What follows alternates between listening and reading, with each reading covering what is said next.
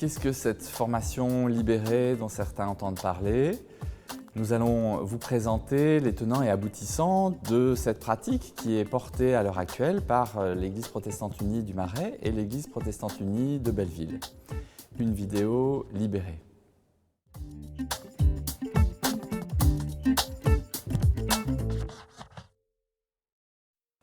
Nous faisons tous le constat que dans notre existence, beaucoup de choses sont non maîtrisées. Il y a les sursauts de nos désirs, les aléas de nos pensées qui sont ballottés de droite ou de gauche en fonction des idéologies, des conseils, de ce que nous disent nos proches, de ce qu'affirment certains livres et autres émissions de télévision.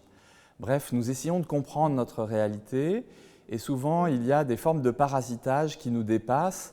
Après avoir vécu un parcours psychothérapeutique, par exemple, des problèmes demeurent et nous n'en comprenons pas la nature. Aujourd'hui, un voile s'est levé sur la possibilité de traiter aussi une facette spirituelle de nos problèmes. Qu'est-ce qui se passe quand, par exemple, quelqu'un ne supporte pas de dire le Notre Père et ça le met en colère, voire même des personnes ne peuvent pas prononcer cette prière que Jésus a enseignée parce qu'ils commencent physiquement à avoir des manifestations bizarres dans leur corps. Comment traiter ces choses-là? C'est parmi les questions que Libéré, la formation Libérée, essaye de traiter pour nous aider à comprendre le réel de nos vies. Pour les chrétiens, il n'y a pas simplement les éléments de notre conscience, pas simplement les avis et les recommandations des autres, pas simplement le hasard et la nécessité des événements tels qu'ils arrivent, il y a aussi l'intervention de Dieu. Et pour nous, en tant que chrétiens, la question de ce que Jésus nous demande, de ce que Jésus aurait fait dans telle ou telle situation, revient par moments pour faire des choix, tout simplement, dans l'existence. Il y a une proposition que Jésus fait et qui est vraiment un challenge pour les chrétiens de ce temps. Dans l'évangile de Matthieu, au chapitre 10, verset 8, il nous propose un impératif assez étrange. Il nous dit « Guérissez les malades, purifiez les lépreux, ressuscitez les morts, chassez les démons. Ce qu'on vous a donné gratuitement, eh bien, donnez-le à votre tour gratuitement. » C'est un vrai défi parce qu'il nous semble que cette phrase est une recommandation qui est faite dans un siècle tout autre, avec des catégories qui n'ont aucun rapport avec la façon dont nous abordons le réel en notre époque. Et pourtant, l'impératif est là, le Christ nous invite à faire des choses dérangeantes, à nous laisser déplacer en son nom. Il ne nous invite pas seulement à être des êtres sympathiques, moraux et qui construisent de belles choses sur cette terre. Il nous dit vraiment « guérissez, purifiez, ressuscitez et chassez ». Comment gérer cet impératif et cette injonction du Christ aujourd'hui? La formation libérée est née il y a une douzaine d'années dans le contexte d'une église réformée, devenue Église protestante unie. L'idée était de réintégrer ces dimensions dans un accompagnement spirituel qui puisse être assez exigeant et qui amène aussi des dimensions de l'ordre du spirituel pour répondre à une demande dont nous voyions bien qu'elle n'est pas simplement la demande d'un public qui viendrait d'autres cultures et qui serait avec d'autres référentiels, mais aussi de plus en plus, à cause très certainement de la confrontation avec le monde de l'occulte ou le New Age ou les différentes expériences de type chamanique, de plus en plus de nos contemporains sont persuadés qu'il y a une dimension spirituelle qu'il faut traiter en elle-même.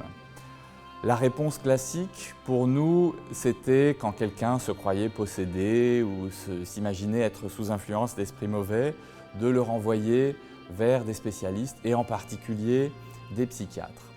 Et pourtant restent ces 4 impératifs: guérissez, ressuscitez, chassez, purifiez. Qu'est-ce que ça veut dire aujourd'hui?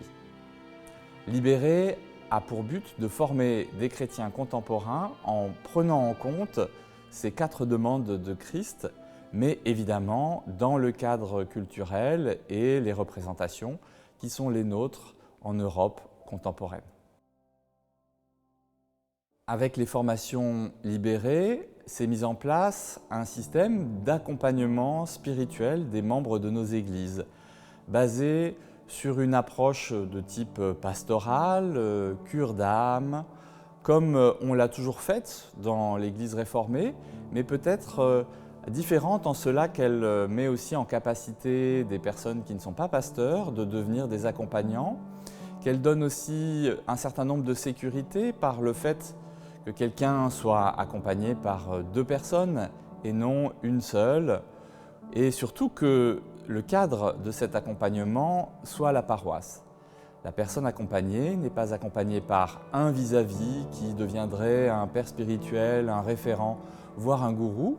Elle est accompagnée par l'Église de Jésus-Christ dans la présence du frère et de la sœur qui se trouvent là, dans le binôme d'accompagnement.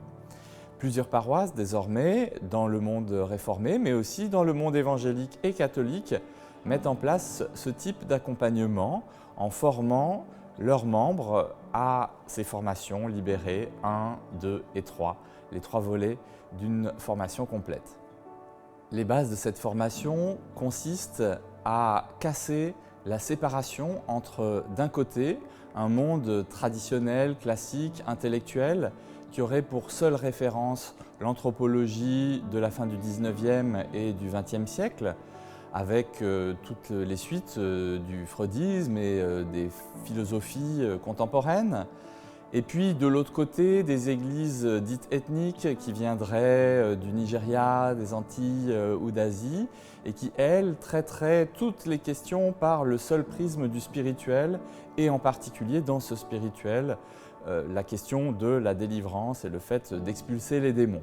Comment nous pouvons, à notre tour, être à la croisée de ces deux représentations en essayant d'intégrer aussi tout ce que nous apprennent les médecins, les neurosciences, la neurobiologie, et pouvoir non pas faire une salade de toutes ces choses-là, mais dans la pluridisciplinarité, essayer de penser le réel avec un regard instruit et diversifié.